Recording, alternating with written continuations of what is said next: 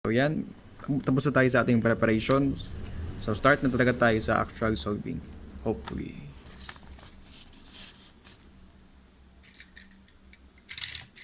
So sa case na itong problem, combination siya ng statics and dynamics. Kasi pag statics para sa objects na at rest, wala tayong forces na nag-exert. Kumbaga, ang summation ng ating forces ay 0. Ibig sabihin, wala tayong net force. Hindi gumagalaw yung object. Stable siya. And pag dynamics, eto naman kapag yung object natin ay in motion. Gumagalaw yung ating object.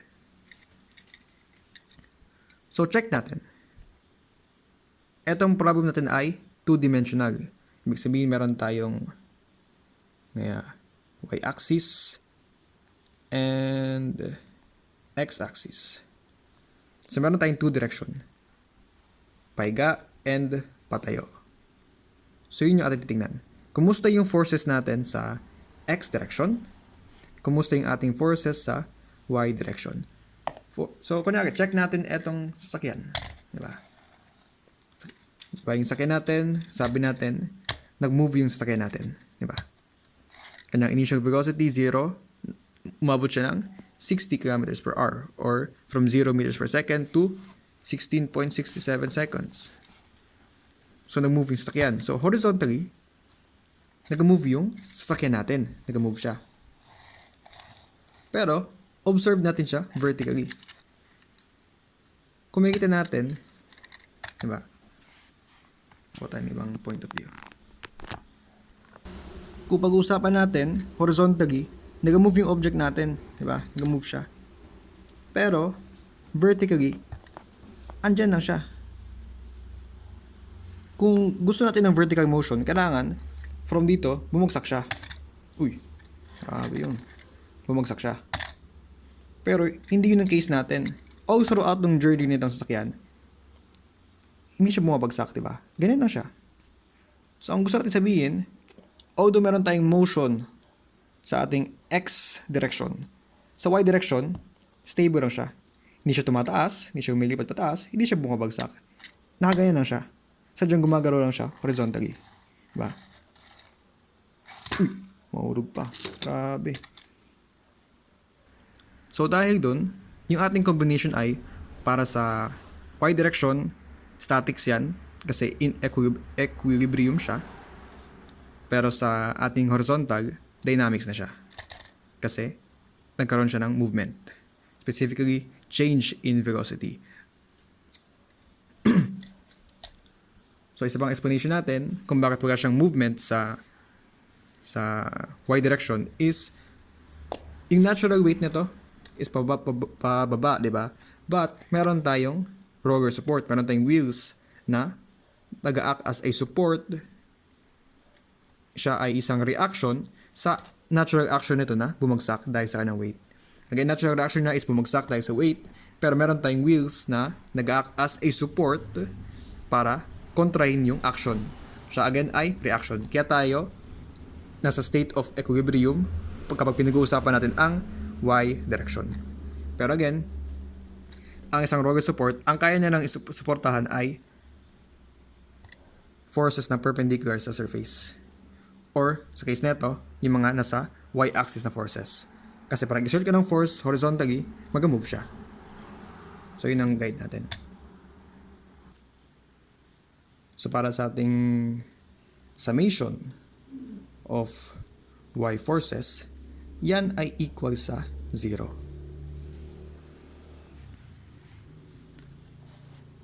So, ano ba yung ating mga y forces? Meron tayong weight. Yung ating weight ay pointing downwards, so siya ay negative 9,000 newtons. Yung ating NA pointing upwards, so siya ay positive NA. And yung ating NB pointing upwards, so siya ay positive NB. So next naman, paano naman yung ating horizontal forces? Diba? Summation of Fx. Ano ang kanyang value?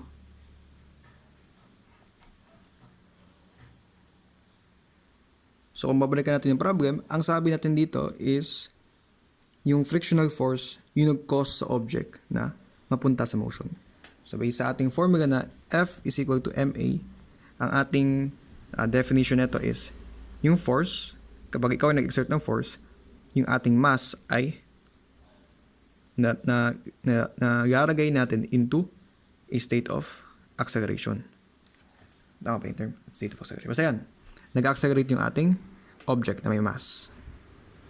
Sa case nito, etong force na to yung ating frictional force. So yung ating static force. Kasi again, ang static force, yan yung force kapag ang object is at rest. And siya yung nag-cause para sa object ay malagay sa motion. Siya yung nag-cause na mag-start yung ating object na mag-move. So dahil sa ating frictional force, yung ating object ay nag-start na mag-move. Mass times acceleration. Ngayon, ano bang formula ng acceleration? Siya ay VF, final velocity minus initial velocity, divided by time. Ngayon, paano naman yung ating mass? Hindi given yung mass sa problem. Kasi ang given sa problem is yung weight. Ang weight natin is a type of force. Ang formula ay mass times acceleration. Pero, to be specific, etong acceleration niya ay mayroong specific na value, which is represented as G, or gravitational or acceleration due to gravity. Ang value ng G ay 9.81 meters per second square. So sa case nito, ang need natin dito ay yung mass. Etong mass. So write natin W is equal to mg. Ang need natin is yung mass. Ibig sabihin, kailangan ma-isolate natin yung mass. So divide both sides by g. Transform natin siya into W divided by G is equal to mass. Ito mass. Ngayon, etong weight natin based sa given natin, siya ay 9,000 newtons. So, write natin siya as 9,000 newtons, or simply, para mas madali ang pag-cancel out natin, kg per meters per second square. Kg per meters per second square. And eto namang ating G sa baba ay 9.81 meters per second square. Ay, baliktad. Meters. The denominator is second square. Case neto, etong meters per second square, cancel yan. 9,000 divided by 9.81. Hanggang ba to? 9,000 divided by 9.81.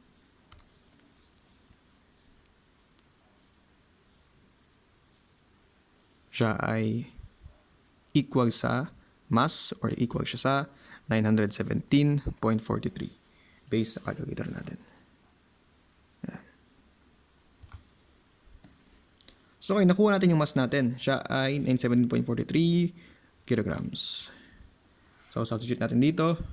Yung ating mass ay 917.43 kg. And yung ating final velocity, sabi natin dito, siya ay 60 km per hour. Pero again, ang need natin ay yung standard nating unit, which is meters per second. Convert natin siya kanina. So instead na 60 km per h, ang ating gagamitin ay 16.67 meters per second.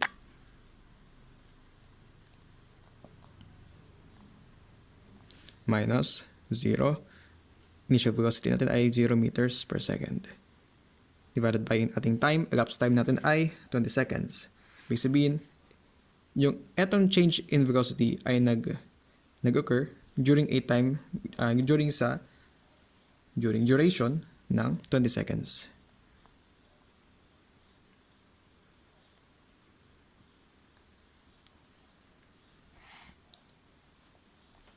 So, write natin to, 917.43 kg. So, ito ay times 16.67 meters per second.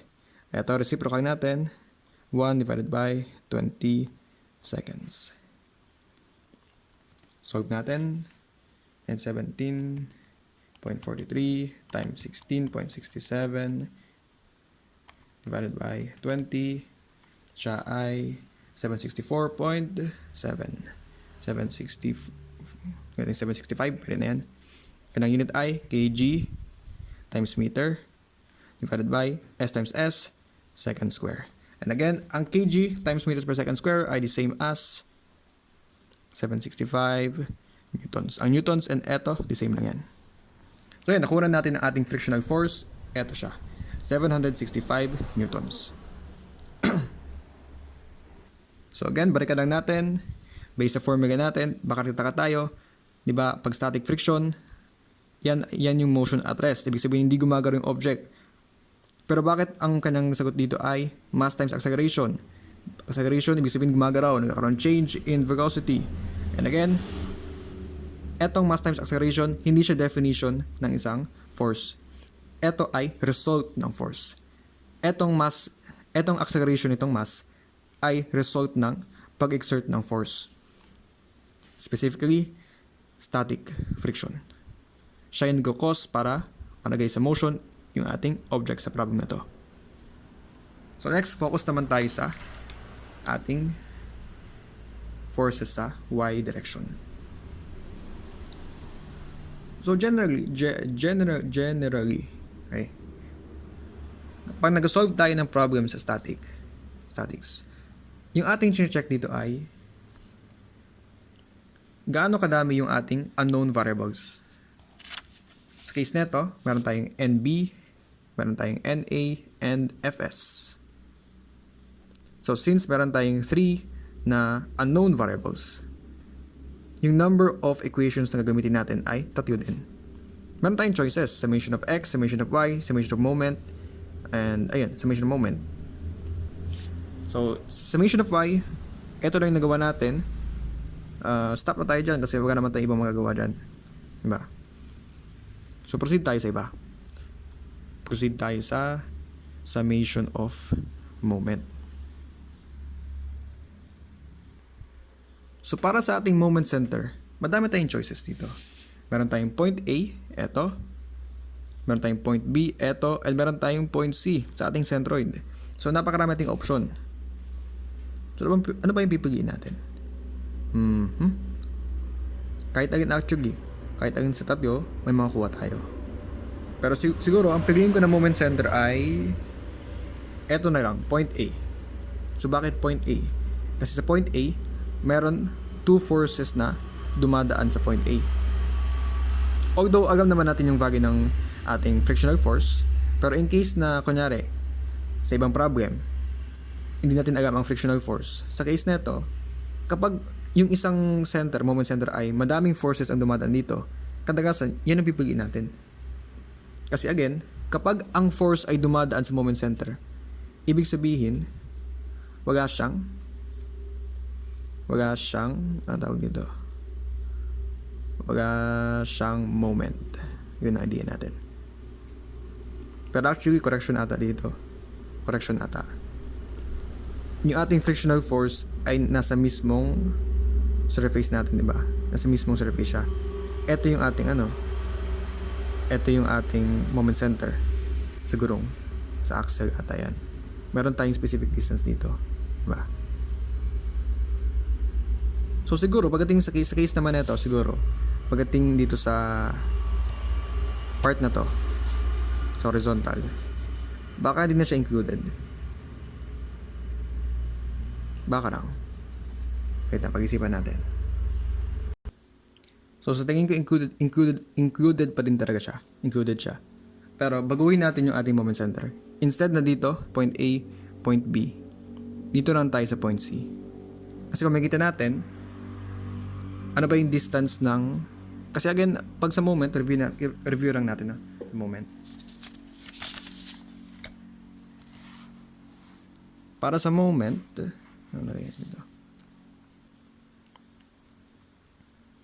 ang formula natin ay force times distance. Pero hindi siya basta-basta force times distance.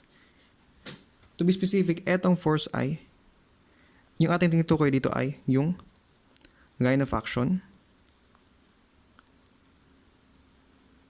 ng force. Tapos etong distance naman ay perpendicular to the line of action. Para mas clear sa atin. So for example, meron tayong force dito. Ito ko na lang yung moment center natin. No? Andito lang yung force natin. So ang ginagawa natin, ine-extend natin itong force. For example, imagine natin, ito yung kanyang line of action. Ibig sabihin, dito siya dumadaan. Ito yung parang kalsada na dinadaanan niya. Extend mo lang siya. Kahit kano kahaba, extend mo lang siya. Extend, extend, extend. Ngayon, kapag pinag-uusapan natin ang perpendicular distance, kunwari, ito yung moment center mo, ito yung line of action mo, gagawa ka lang dito ng distance. And etong distance na to, perpendicular yan. So, hindi necessarily importante na yung ating distance ay perpendicular sa ating force. Kasi imposible naman to, gumawa tayo ng line dito, and ito yung moment center. Diba? Imposible yan. So, ang ating guide dito, para mas maging clear sa atin, etong distance ay perpendicular sa line of action ng force. And again, etong force ay hindi siya simply force, kundi line of action ng force. Pero ang ating sinasubstitute dito is yung force. Okay? So, balik tayo sa problem. Wala tayong ibang cover ng ballpen. Pero yun, demonstrate natin. If ang ating moment center ay C, ito, moment center of C, yung ating weight ay dumadaan dito, yung ating weight, then kunwari ito yung ating surface, andito yung ating NA, andito yung ating NB. And yung ating frictional force ay andito. So ganito ang direction ng frictional force natin kasi siya yung nag-start sa motion. So yan ang direction niya. Yung motion ng sasakyan headed towards doon, di ba? Ito yung harap ng sasakyan headed towards siya doon. Pag ganun siya. Siya yung nag-cause sa sasakyan na malagay sa motion. So if ano man yung direction ng sasakyan, yun din yung direction ng ating static friction. Yan, Fs. S stands for static. Again, if anong direction ng movement ng sasakyan, yun din ang direction ng ating static friction kasi siya yung nag-cause sa car na mag-move. And yun, sabi natin, para mas madali sa atin, yung ating ginagamit dito ay line of action. Gawa tayo ng line of action. Siguro pang ballpen na lang para mas madali. Ito yung kanyang dinadaanan.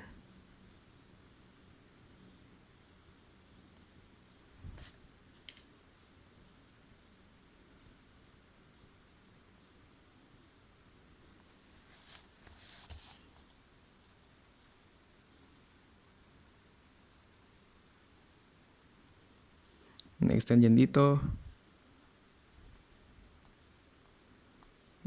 Dito lang sa baba para mas kita.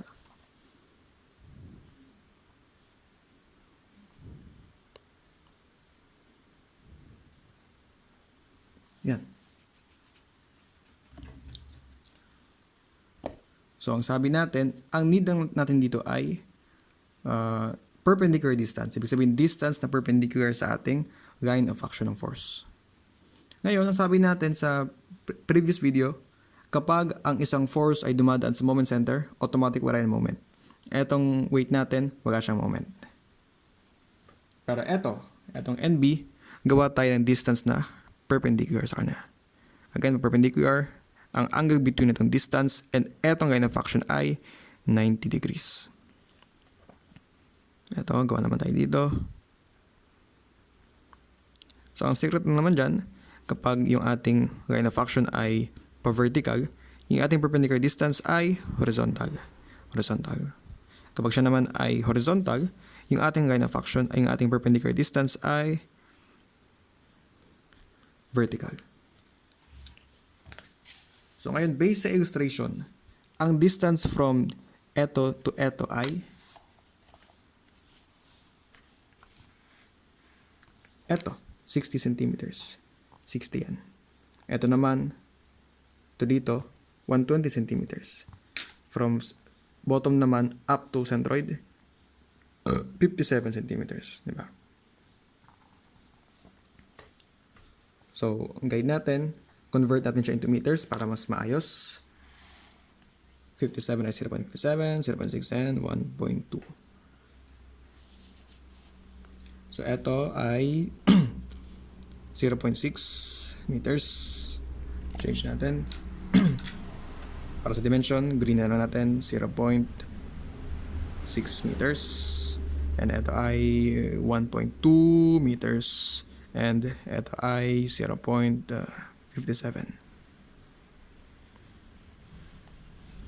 meters.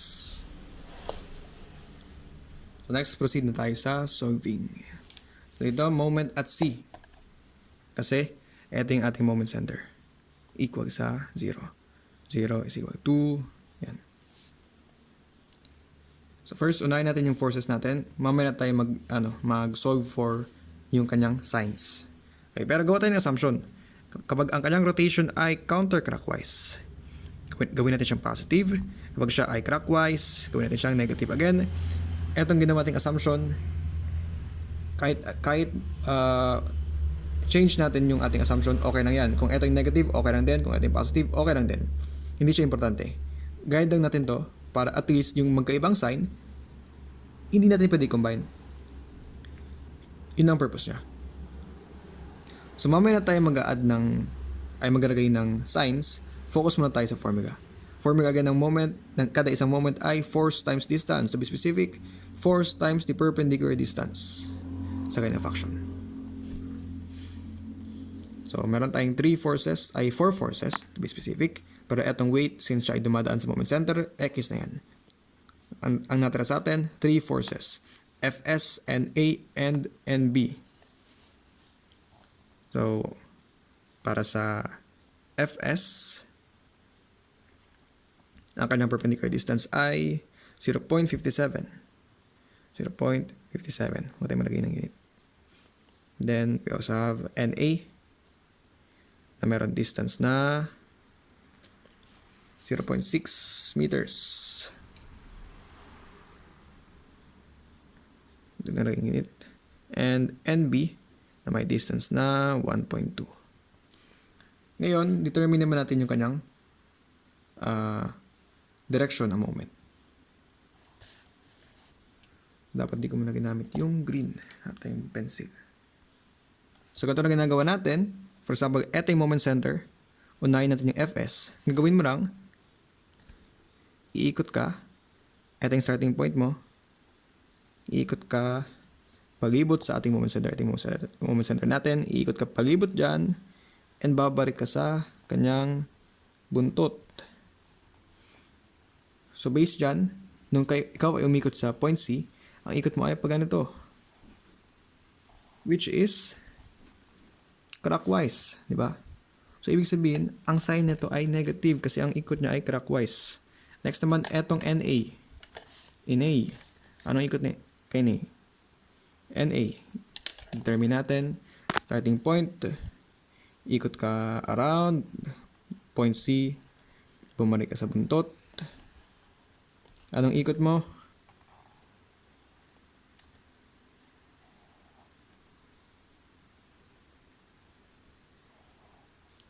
Clockwise. So since siya ay clockwise, siya ay also negative. Then next natin is etong NB. Start ka dito. Ito yung center natin. Iikot ka around dyan. Then balik ka sa buntot. Ang naging ikot around sa center na to ay ganyan. Which is eto, clockwise. I mean counterclockwise, so siya ay positive.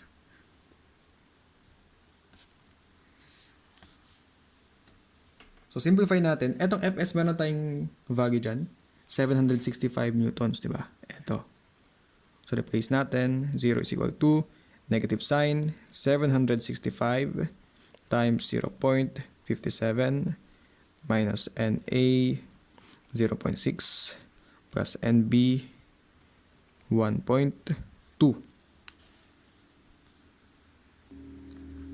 So ngayon, simplify natin to. Solve nga natin ito madali. Negative 765 times 0.57. Siya ay negative 436.05. Copy ko lang to. And eto. Transpose natin sa kabila. So magiging siyang positive 436.05 is equal to negative NA 0.6 plus NB 1.2. So kung ma-observe natin, katulad sa summation of y, Fy, summation of y component natin, sa case na ito, transpose ko na ito sa kabila, magiging siyang positive 9,000. Hindi ko nasama yung unit. Kung observe natin, on both cases, pareho silang warang NA and NB. Pero okay na tayo ngayon. At least, meron tayong two equations na pareho warang NA and NB. Ang isang pwedeng gawin natin ay substitution. For example, kunwari ito bigyan natin. Isolate natin yung, kunwari yung, ano bang isolate natin? Yung NA. Isolate natin yung NA. So yung NB, transpose natin. So magiging siyang, para hindi tayo mawaga, 9,000 minus NB is equal to NA. So in-isolate muna natin kasi ang gagawin natin, yung NA dito, replace natin by NB. Okay. So yung NA dito, replace natin by NB. So magiging siyang, parenthesis para hindi tayo. 436.05 is equal to, don't forget the negative sign, parenthesis or bracket. Etong NA, replace natin by 9,000 minus NB. So take note ba, negative sign, NA to. Don't forget na yung 0.6. Copy mo to, NB 1.2. So ito naman simplify natin, diba? Negative times 0.6, negative 0.6, and etong negative 0.6, distribute natin, papasok dito. So sugat natin ulit. Negative 0.6 times 9,000 minus NB plus NB times 1.2, 436.05. Distribute natin. 36.05. Negative 0.6 times 9,000. Negative 0.6 times 9,000. Siya ay negative 5,400. And negative 0.6 times negative NB. Negative times negative, positive 0.6 NB. 1.2 times NB, 1.2 NB. So makita natin, kanina, pareho sila may NA, NB. NA, NB, two different variable. Pero ngayon, sa case natin ngayon, after natin mag-substitution, ang natira dito ay pareho NB na lang. Ito pwede mo siya i-combine kasi pag meron tayong variable, na the same variable, pwede mo nang i-add or subtract yung kanyang coefficient. Coefficient natin dito ay 0.6 and 1.2. Since para sa positive, add natin. 0.6 plus 1.2, 0.6 plus 1.2 ay 1.8. 1.8. Etong negative 5,400, transpose natin. 436.05, negative becomes positive. This becomes 1.8 NB. Add natin, 436.05 plus 5,400. Siya ay 5836.05 is equal to 1.8 NB. Since ang need natin ay yung NB, Divide both sides by 1.8. Yan siya. And ang answer natin dito ay NB is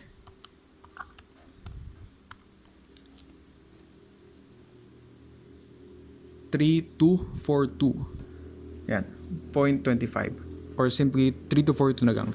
Kasi kanina ginamit natin dito ay 765. Wag tayong ginamit na 2 decimal point. So, para uniform lang, wag tayo gumamit ng decimal point. So, yan, 3242. 3242, since ang NB ay normal force, siya ay type of force, yung ating unit ay newtons. So far, meron tayong Fs and NB. Ayan. Ito yung ating NB. So, bilugan nga natin, no? Yung ating final answer.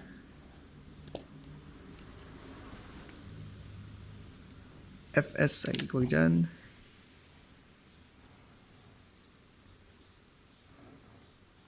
For NB, eto tayo.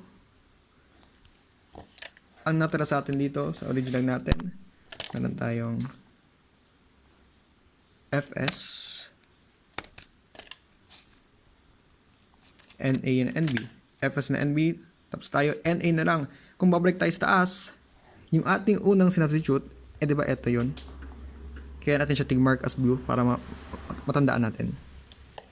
Sabi natin dito, para mahanap ng NA, siya ay 9,000 minus NB.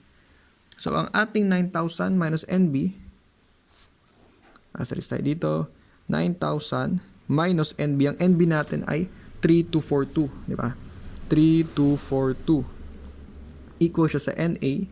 So, meaning ang ating NA ay 9,000 minus 3242. 9,000 minus 3242. And that is 5758 newtons. So, yan. Nakuha na natin yung ating normal forces and frictional forces.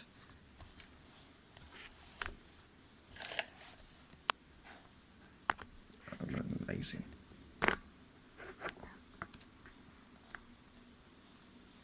So, yan yung ating naging solution.